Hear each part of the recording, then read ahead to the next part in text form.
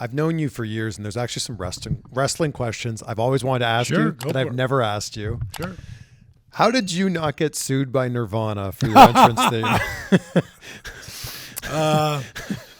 That's fascinating because I went to see Jimmy Hart. First, let's go back to where it comes from. Okay. Jimmy Hart was a musical genius. And he had a number one hit at one time with the Gentrys. Did you know that? I don't think people realize how musically inclined he is. Oh, my God. Yeah. Again, number one hit. Yeah.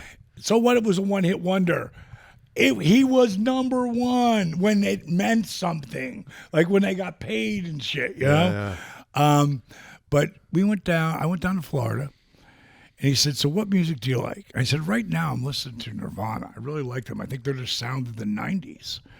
And he goes, which song do you like? And it was between Smells Like Teen Spirit, and I can't remember the other name of the other one, but it was between the both of them. And I said, let's pick Smells Like Teen Spirit. And then he did something with the music. And I go, that sounds amazing. It sounds just like it. He goes, all I did was flip the beat. So instead of going boom, boom, boom, boom, it went boom, boom, boom, boom. So if you notice, you played them both at the same time, you'd hear the difference. I think it's like the chords are reversed, right? Yeah, exactly. Exactly. But when you hear it, everybody knows what it's supposed to sound like. Dude, I tell you, I was so bummed out when the WWE changed my music. And on all the WCW stuff, all the Peacock stuff, they changed the music because they didn't want to get sued. Yeah. And then I also found out that it wasn't David Grohl who owned it. It was Courtney. Oh, wow. Courtney Yeah, Love. she probably wasn't even aware I was using it. She probably has a lot more other things to be worried about. Yeah, so that's your answer to that question. So Well, let me share one other thing with you. Yeah.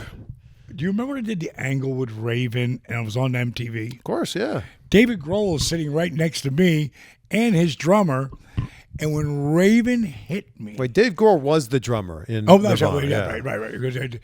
Kurt Cobain. Yeah. No. Oh. This is when he had his own band. Oh, Foo Fighters. Yes. Okay. And he's the guitar player. So he's the guitar player in that, yeah. Yeah. So he's sitting next to his drummer, and they just did a piece with Carson Daly. And now I'm out there, and we got the whole thing, and only people who know this is going to happen are me and Carson, and, of course, Raven. And at some point when the Raven comes on the TV and takes over and cuts his little promo, and then I say whatever I'm going to say, and Raven comes behind me. Now, we know stop signs are this big and this big. This one, you get hit in the head with it, not a big deal. This one, I didn't realize it till he hit me. But that motherfucker, that hurts like you stole something. And, man, he hit me with that thing. DDT'd me. I mean, those guys jumped up. They scared me. They have no clue what's going on. No idea. If you get ever a chance to see it, it is like they jump like 10 feet. But understandable. I would have too, if I didn't know. But I love Dave Grohl, man. You're talking about a guy who's a friggin' rock star at a different level, man. How many people have mega fucking bands? 2 of them. Mm-hmm. There's a handful of guys who've done it. Yeah. Tom Petty did it. There's a bunch of, top, but mega stars.